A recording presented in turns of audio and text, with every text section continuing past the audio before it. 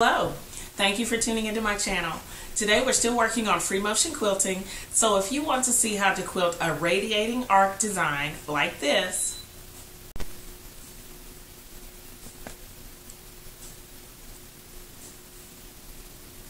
please stay tuned.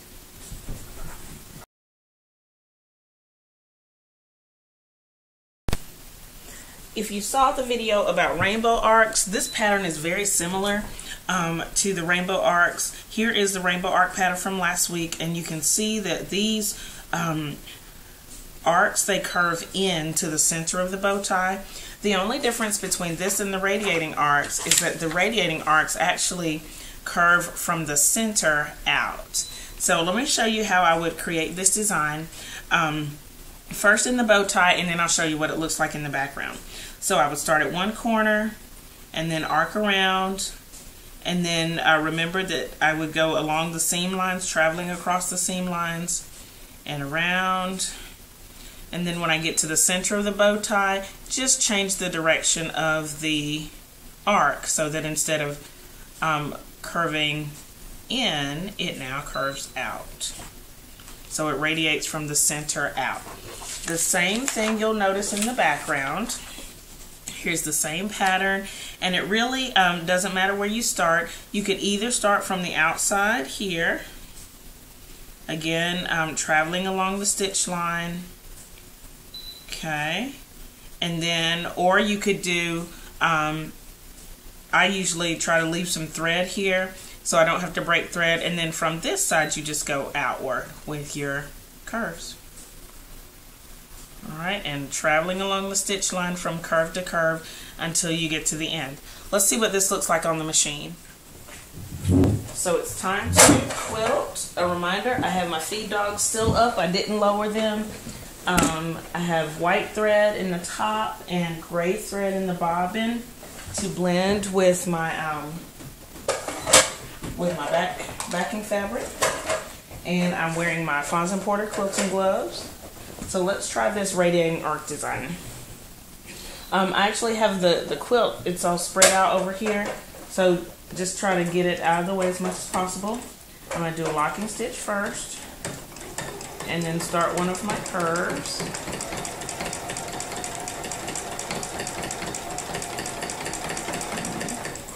And then I'm going to do a little bit of travel stitching in the ditch.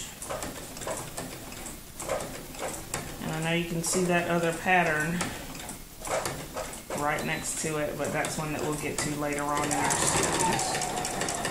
Okay, and then I'm going to go into another curve. And I'm kind of trying to mirror the first curve a little bit.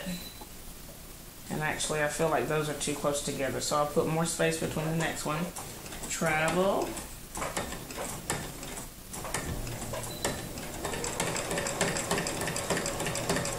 and then curve again,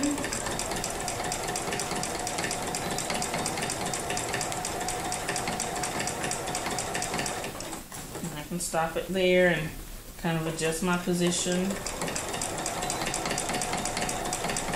See, I'm taking that one a little bit deeper.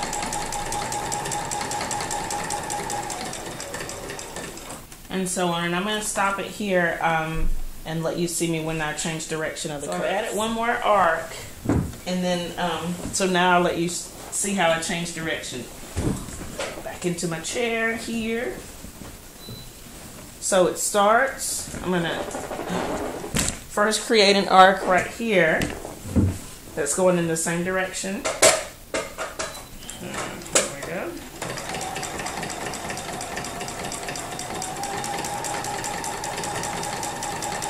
And these are all gentle curves, and I think that's a good way to get into free motion with some nice control. I'm going to travel stitch along the seam line, and then I'm going to create an arc that goes in the other direction.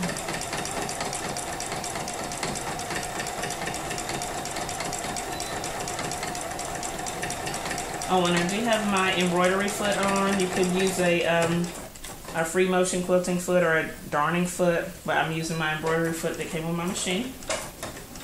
It's the same motion. Alright, and then traveling, and as I finish out all the stitches, all the arcs now, will still continue to go toward the outside of the bow tie. So I'll finish this and then I'll show you what it looks like all completed. Here's the block that I just finished. It does not matter. You can see that it doesn't matter if these are perfect. I'll just kind of trace along so you can see where the stitches are.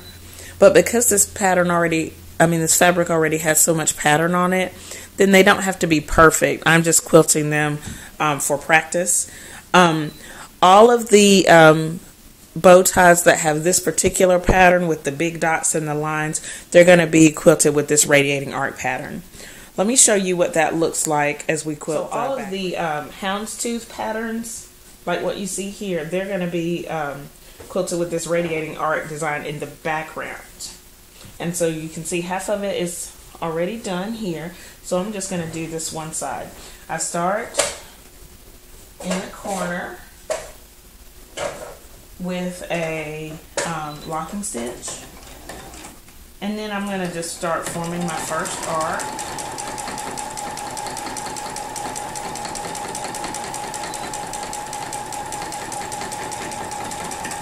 Alright, and then stitch in the ditch, and then form the second arc using the first arc as a guide.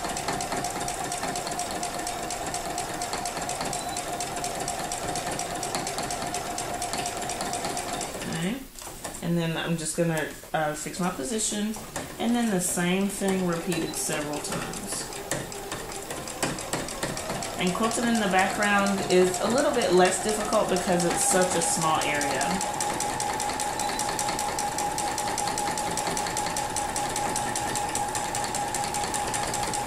Okay, but it's also really good practice to just using the previous stitch line as a guide. It's great practice for that. Of course, always working on keeping your stitches even, working on the speed between your moving the fabric and how fast the foot pedal moves. And see, that one's not a perfect one, but it doesn't matter. Because once it's washed and everything, I will not be looking for individual mistakes on the blocks. I'm just going to be enjoying the quilt.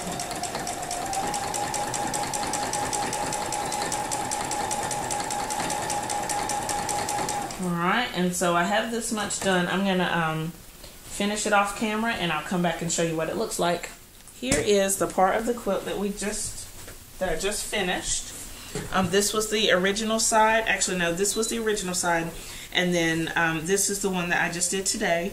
I do want to show you that every time you quilt, like every time I break thread, I have these tails. And so I want to quickly show you how I get rid of them. I recently found this little needle threader in my cleaning kit for my sewing machine. This was just a regular generic cleaning kit that I bought at Walmart. And it actually has a little magnifier. So what you do is you take this part has a little wire on it, and what I do, I'm a lefty, so I hold the magnifier and the little wire in my left hand. Can you see that? I don't know if you can see that. And then I thread the wire through the needle, and the magnifier definitely helps with that. Well, I hope it did. There we go. And then keeping that, holding both of those in my strong hand, in my case my left hand, you put the thread through that larger hole, so you don't actually have to put it through the eye of the needle. Okay, and then you pull it through, and your needle is threaded. And from this point, I'm just going to I'm kind of holding the quilt at the bottom, and I'm going to push this thread between the layers. Okay, so you see that it came out there, and from here it'll get a quick snip. I'll show you one more time how I do this. This little part has the wire on it. The needle threader has the wire. So I hold the magnifier and the part with the wire in one hand so I can see it clearly. The needle goes here, and then the thread goes through here. And then so now the needle is threaded. Reach underneath to make sure that I don't bring the thread all the way through the bottom. And it doesn't really matter where you take it, I just kind of push them in different directions. Okay, and I'm going to snip the thread here and here. And you have to do that on the top of the quilt, and I'm going to actually have to do it on the bottom. Some people bring their their bobbin threads up, but I don't. So I'm going to have to redo that again twice, which I don't mind doing. My tutorial about the Radiating Art free motion quilting design. If you have any questions, please leave them below. Thumbs up this video, and welcome to new subscribers. I'll see you next time. Bye.